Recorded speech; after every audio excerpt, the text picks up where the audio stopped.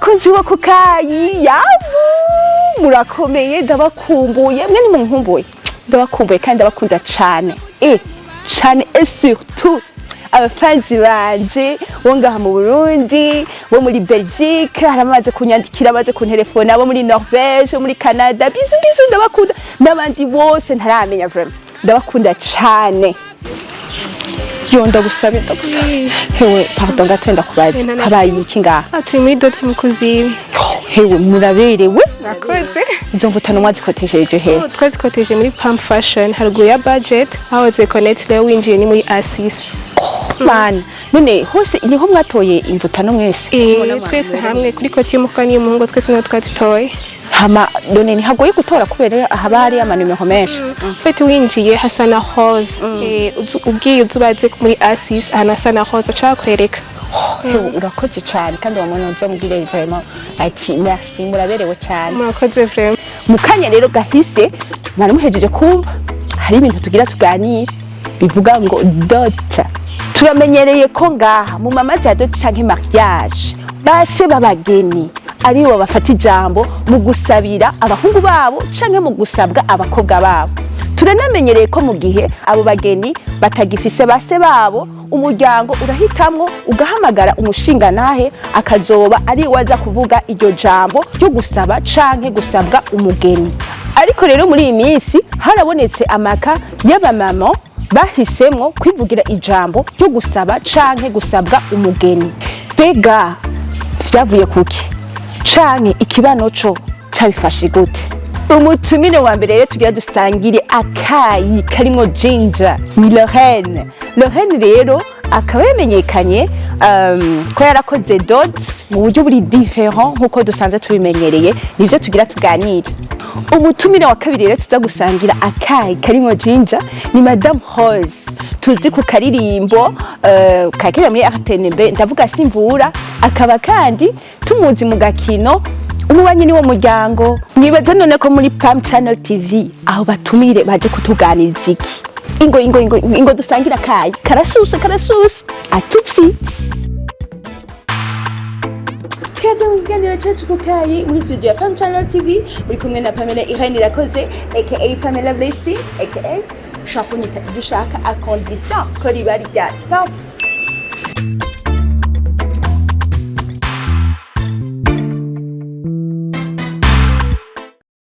bakunzi bo kukayi umutumire wa mbere rero akaba ari Lorraine yakoze amateka mu gukora dot uko abanzi batari bayimenyereye kaze Lorraine. Merci Lorraine ndakubwiye ijambo kuri dot yawe hatanguye grande sœur arakarashitsi mama arakira nyezina grande sœur hama mama wawe ego mwabyumvise bakunzi bo kukayi umutumire wa kabiri rero akaba ari Madame Rose nawe akaba yanditse amateka mu byerekeye iki Madame Rose kaze murakoze cyane muri Pam Channel TV merci ego hama mu rubanza rw'umuhungu wawe ni ndabuze ijambo yaragivugiye no sije namuvyaye bakunzi bo kukayi mwabyumvise ego Lorraine oui ni sawa ego meze neza ndaho ndashima n'ukuri na mariage ni sawa gose ndakubona ego namahoro bamenyereye kumwe bakunda kuvuga cinca mbaza ntibamenyera iki okay biri vague aho baduca dusigurira ego rero nagomba kukubaza Lorraine warakoze dot ko abandi batabimenyereye kuko tumenyereye mu madot menshi abashingantahe aribo bavuga ijambo ariko wowe warabikoze bitandukanye nashaka ubwira abakunze ko kukayi mbega mu rubanza rwawe ninde yavuze ijambo hama ikindi naco d'où est venue l'idée yo kwiyumvira gusaba mama wawe avuga ijambo voilà. OK merci bon hari abantu bagize commentaire ngo twagize ngo rubanza ngo rw'abarevolutionnaire umugabo nta formule nibaza ibihari dutegerejwe gukurikiza nico gituma twabikoze uko twabikoze niko twabishaka ide aho yavuye ahubwo nanatangaye ko mwamutumiye ni chez Madame Rose. Wow. Igihe avugira umuhungu wiwe nukuri byarankoze ko cyane. Video yaraciye ahantu henshi bamunegura mugabo narumvise bindyoheye. Byari ibintu byawe hanyuma tuvuga abakobwa batatu nta muhungu dufise, papa yapfuye kera. Twese twarabibonye ko tuvukana, twagize reaction twaje tumbwira mama ati umunsi twasohotse ni uzotuvugira kubera mwabaye inspiré na Madame Rose. Yego twabonye birashoboka. Lorraine urasorora ko ya Madame Rose ni wari uzi ko nza kumuhamagara navyo wari uzi. Biraryoheye cyane. Okay, hama nashaka kubaza Madame Rose, mwaragaragaye ari mwe mwasabiye ijambo umuhungu wanyu, byavuye ku kimwe vyumviriye gute? Umuhungu wanje ugira ndamusabira umugeni washaka sije navyumviriye ubwa mbere. Niwe yabimbariye turiko turayaga ingene rubanza ruzogenda dupanga ibintu, none burya nti wariyumviriye umuntu azo kuvugira ijambo acambwira ngo wundi wike ngo wewe ntiworivuga ntijewe ngo yego ngo none ngo bona noja kurondera umuntu ngo atazi ingene nabayeho, atazi kuko se naho tutari kumwe aracariho nta bintu vyanje azi vraiment aremera ko ndi umwana we muga ntanzi by'ukuri nganije ntivyuvuga nibyo none umugeni wawe ndamuronse siwe naje kumwereka rero ngo nifuza ko ijambo rimvugira ntabwo ntije mfatangorane n'ubundi ko ijambo burya riva ku mutima. Umuntu avuga ibintu yiyumvamwo bitari bya bindi uja kurondera umutama wa ruguru ngo nuko ngo yama mu mamanza yama yavuze ukabanza kumutamika amajambo. Hari naho bimuzimana ukaza wumva ngo mbe haje wambariye ngo umwana yitwa ngo iki ibintu bibabaza cyane. Kubera ko yavyiyumviriye agasana jewe ndabishimye ace ndambwira nti ntangorane n'ukuri ijambo nzori kuvugira mwana tekanye.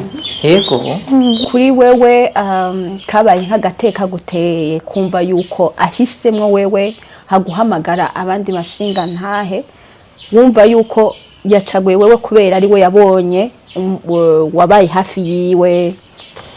Naciye mbona ahubwo umutima umwana agira iyo umwana akuze agakura mu muryango abona umuvyeyi umwe. Hajya rero hari gihe aguma yumvira akabona ati ibindi byose ko yabishoboye, ko yashoboye kungera, ko yashoboye kunyigisha, ko yashoboye kungabura, ko yankujije akangeza ngaha ikindi atoshobora n'ingiki. Narigeze kubimbaza je naho bari nti sanzwe nama nari muvugi aheza amashure agira urubanza mu tubanza duto je ndamuvugira nta wundi nja kurondera. Yego Lorraine, wewe igihe urumva uhejeje kutubwira yuko mama Asko yamensibiye igihe yavugira ijambo umuhungu wiwe, hanyuma wewe nabo muvukana gusa mwisanga mwaryohewe ibyo bintu gushikanaho muvuga ati twebwe natwe nitwasohoka nuko bizogenda. Igihe wabibwira mama wawe yavyakiye gute? Sinavuga ngo ndavyibuka neza ukuntu yavyakiriye. Kuva tukibivuga twabivuga kera atani imigambi ya mariage vramiraba mwabivuga nka blague. Ego hama hageze okay dupanga urubanza none bizogenda gute. Vyahere apana kwanza kuri uzovuga ijambo ninde azokwakira abashitsi kumwe tumenyereye aba MC n'ibiki vyose tumenyereye abandi baca barondera abandi bo mu muryango. Ndansavuga nti ya Jesse numva yuko twoja kurondera abandi bantu bo hanze turabishoboye natwe kandi kansa havuga neza ndavuga nukuri nta wundi tubishinga niwe. Bumva umufitiye confiance quand tu wawe? Ego hama mama ndabimubwira umugabo nyene wamenga ni joke. Ego wamenga ni none by'ukuri nivyo haragiye mu gukekeranya peut-être tinone mbega ntitwobazana ka mu muryango kubera tabo bimenyereye ntibabyoroshe gutahura. Ntiyavuze amajambo yose mugabo twavuze ati ni ukuri nta wundi muntu duhamagara, urugo ni urw'iwawe, waruhagarariye iyi myaka yose, ni wowe ufise ako gaciro. Nk'uko ahejeje kubivuga umenga yamvugiye inyishu, hari ukuntu umenga turasuzuguye umubyeyi n'iyo myaka yose aba amaze, tuba tumaze, ariwe ariho iryo shuri, ariwe ariho ibyo bintu byose, yahagarariye umuryango. Kubera iki muri ico kibanza, muri urwo rubanza, muri iyo circonstance, muri uwo mwanya atowuhagararira? Wewe ahawe ukavuga ati jewe nashimye umubyeyi wanje kuko niwe nakuze mbona, niwe yahagarariye urugo iyo myaka yose yatugwanye ko, numva umenga umubyeyi wanje sino musiga inyuma, niwe ahubwo yarakwiye kuvuga na nyamukuru. Ego kuko urumva aho bavuga ngo mu Kirundi ngo nta mugore avuga ijambo, ngo nta nkoko kazibika saki ihari.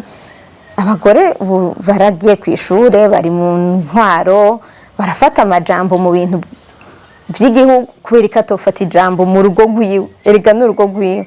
Ni ukuri byarambabaza ukuntu ku bagenzi canke abandi bantu mu miryango usanga bakumiriye umuvyeyi, ariwe yareze umwana, mugo ugasanga hageze urubanza, baba oncle batigeze baseruka, ubu harageze ko bapanga ibintu ko bavyumva, umuvyeyi ntibamukonsidera. Birababaje cane kuko nibaza ko n'umuvyeyi ahabari atumva bamuhaye agaciro ko yareze umwana. Hama Madame Rose, hari igihe nyene hajya mu rubanza, hagati mu rubanza hari abantu baba baje, abatumire baba baje mugabo batabazi ingene urubanza rutunganijwe. Je rero ndiko ndavuga mu gihe rero nk'abo bantu babonye uhagurutse uri kurasabira umuhungu, ntibari biteze, bari bamenyeye vya bindi nyene abagabo abashingantahe ari basaba, bafata ayo majambo yo gusaba canke gusabwa, bakaca babona uravuze, nta wigeza kwihereranya urubanza ruheze ati ati wamenje bijya bintu byagufashe gute? Oya, mwisanzwe washaka nabwiye ko se w'umwana niho yari ahari. Rero twarashatse kuko nawe nyene yoronka akajambo gatoye, hanyuma turamubwira ati wowe uraza kwakira abashitsi, plutôt wewe batwakiriye uraza gushima icicaro, wongere ushime inzemano, mugabe ijambo nyamukuru ucurima.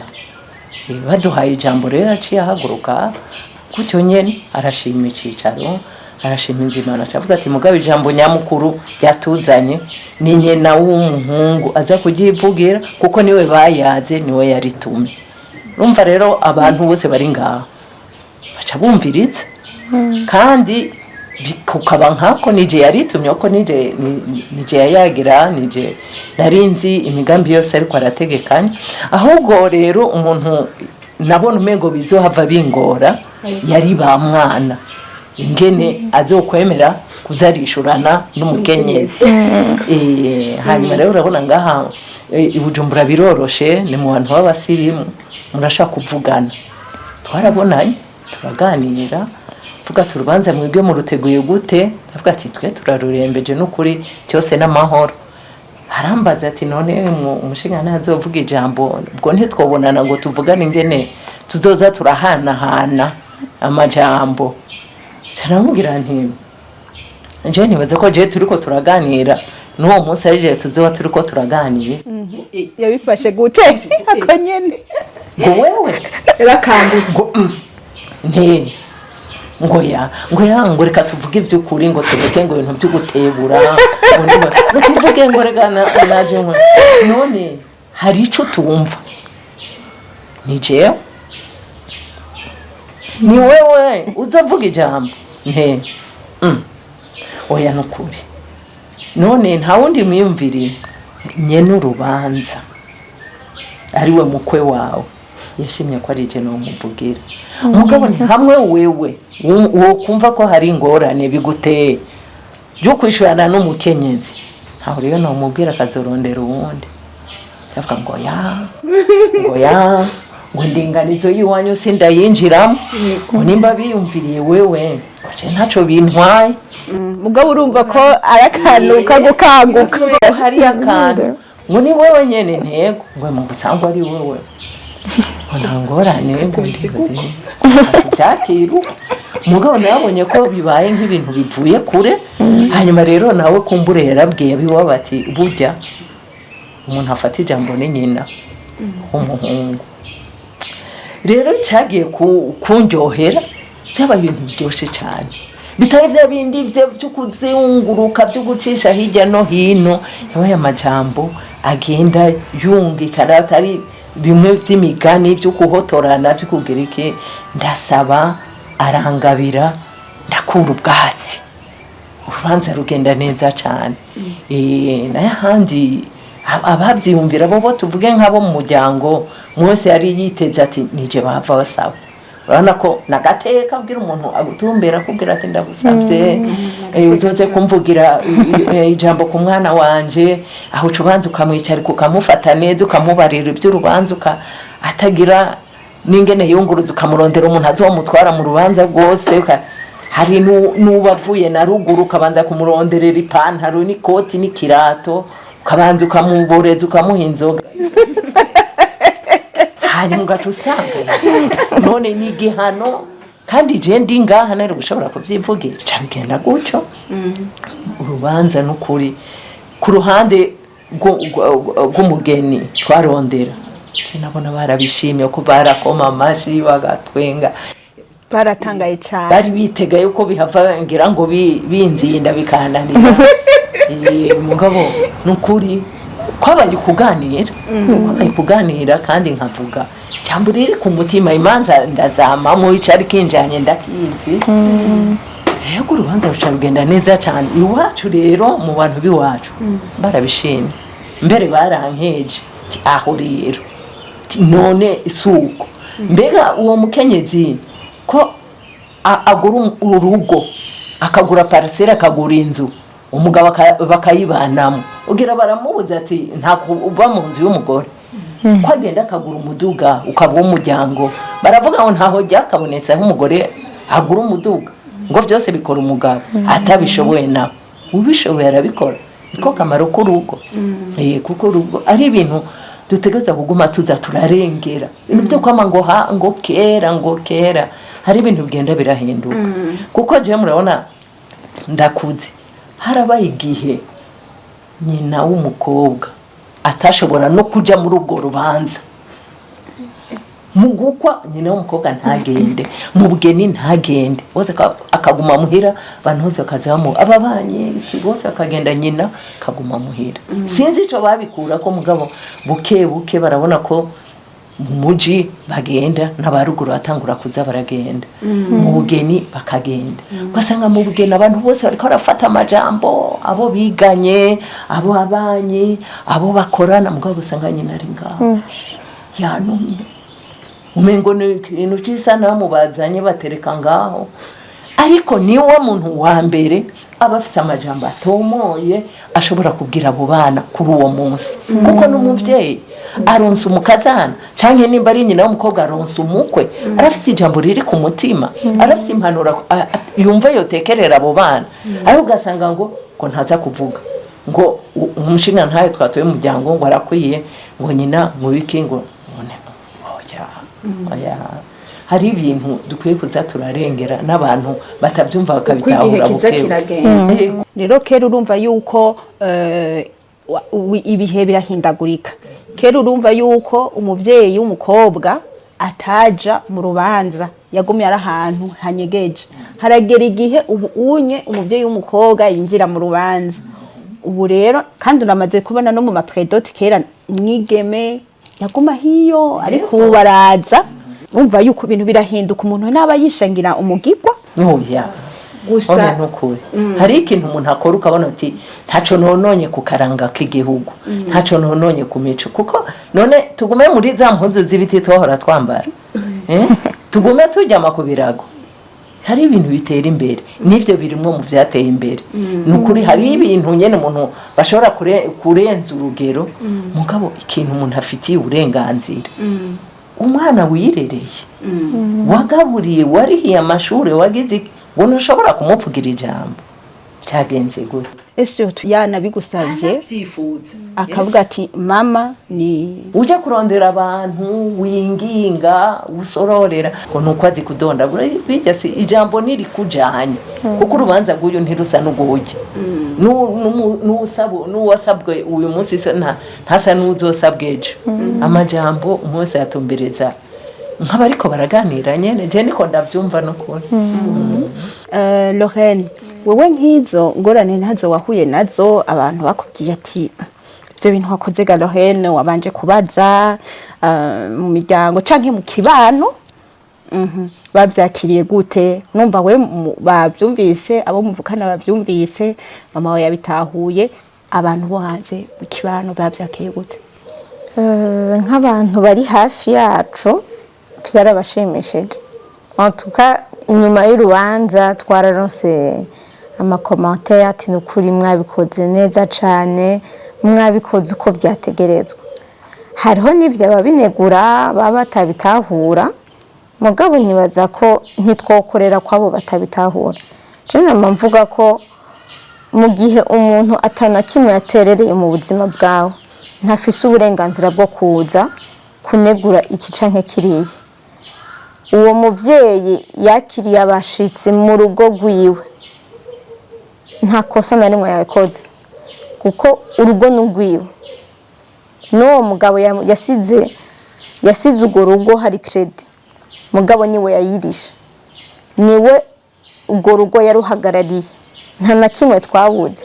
Umva ntitwofata cane, ntitwokumviriza cane amajambo y'abantu. Hariho nuko hari ibintu bamwe bazokunda abandi bakabinegura, mugabo nkuko Madame Hose yabivuze neza ko hariho ibintu dukwiye kuza turarengera tukaraba byavuye kuki.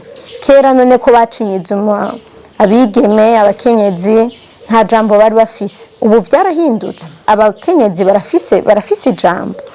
Numva hari abatabishimye n'ibyo, mugabo nta mwanya twabihaye cyane.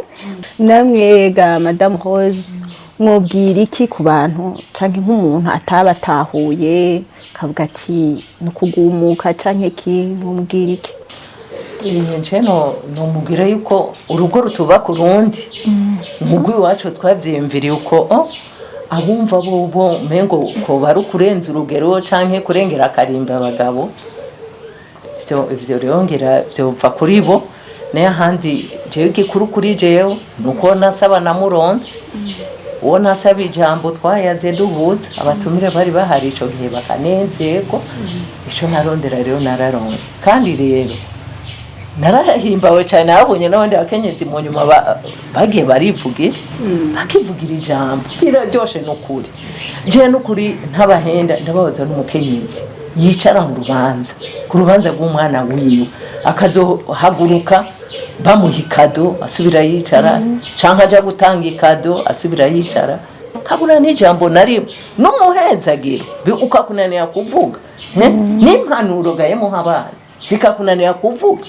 None nubwo biva rero ivyo biva kuri vyinshi, hagiye biva ku muryango udashaka ko uyo muntu yohaguruka ngo avuge ngo yo barengeye abandi, canke rero bikava kuri uwo muntu nimba ari uwo mukenyezi, nimba ari akanyamuneza, nimba ari ubwoba, nimba ari biki, akumva umengo nta jambo yo kubahuka kuvuga.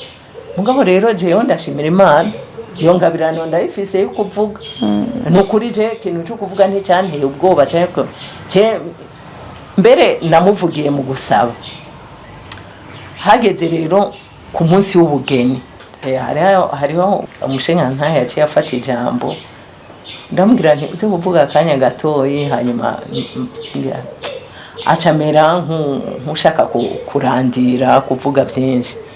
Ba mwana nyene ahagurutse naca avuga ati ndabasabye mbandanye nganira n'uwo twaganiye akusaba. Yari yaryohewe n'ikiganiro. Iwabo numva amashi wacu ndahaguruka n'ukuri niyo ntaronka iryo jambo nari kubabara cyane. Bari kugenda ubabaye. Umuntu nari twahaye ijambo ngo atangura avuge intangamara yarakantu ka introduction gatoya. mbona umengo yagira rivuge ryose ni nukuri yaransahuye nca ndarifata rero ndarivuga neza ndahizagira abana ndakenguruka ndagereke ijambo nyene ririko riva ku mutima bijya rero nukuza abantu barabiraba erega buke nibi vy'imanza byose bizohinduka ibintu byose birebire bagenda baragira ugasanga byabatwaye uburyo bwinshi navyo nyene bizoteba bihinduke gusa je kintu ntashigikira nikijya cuko mu gitondo basaba saa sita ukaja muri eta civile saa 9 mu misa saa 12 muri reception saa 2 z'ijoro ngo bagatwikurura saa 3 ngo bakaza gushika mu rugo oya nawe hajya no kuraba nibiriko ivyari amajambo ugasanga abantu bakuze bariko barabesha ngo twarayaze naho hari nta n'iminota 30 iheze ndabivugana nkabijya nimba abantu bagerageje gupfunyapfunya kugira ngo barayo kongera ngo oya bijya no kuri sivyo ico naje no kivuga uwundi nawe azoza kucemeza araza nawe avuga imvozi yiwe mukaba ntako kugutwikura umuntu atarataha ngo ashike no muri iyo nzu y'uwo muhungu ntako nukuza gushika mu rugo mu masare y'abandi utabonye naho umwana wawe yaroye naho ubwo bari ubukene data wanje umuntu wo mwakira uko ari mugashika muri iyo nzu kahabona nimba ari mu y'ivyatsi nimba yicaye hasi ku busonga bwa gutyo nyene niho yaroye naho avyakira nukuyakira naye handi vy'amajambo nukuri mukenyezi uri kuranyumva ntuniganwe ijambo rifise urarisa urishikirize kurubanza umwana wawe watwahinda mu amezi 9 ukamugorerwa kukamukorera n'ibyo abandi bose batari gukora aya ntuniganwe ijambo nukuri bakunzi bo kukayi turumvise icatumye Madame Lorraine abikora uko yabigenje mu rubanza rwiwe rwa Dot. Turumvise kandi n'ukungene Madame Rose yabikoze uko yabigenje mu rubanza rwo gusabira umugeni umuhungu wiwe. Lorraine muri Pam Channel TV tukubwiye ati wakoze cane. Kuri nakoze nimwe mwakoze cyane kuntumira hamudusezerana iki no hanyuma nzogaruka ndaryohewe cyane gose Madame Rose karibu ni Pam Channel TV kukayi mwakoze cyane kutwitaba mwakoze namwe kudutumira no kuntera udukuru tudutwenza ego mwakoze kutwumviriza rero na vendredi tubarindije aga surprise kamateka peace and love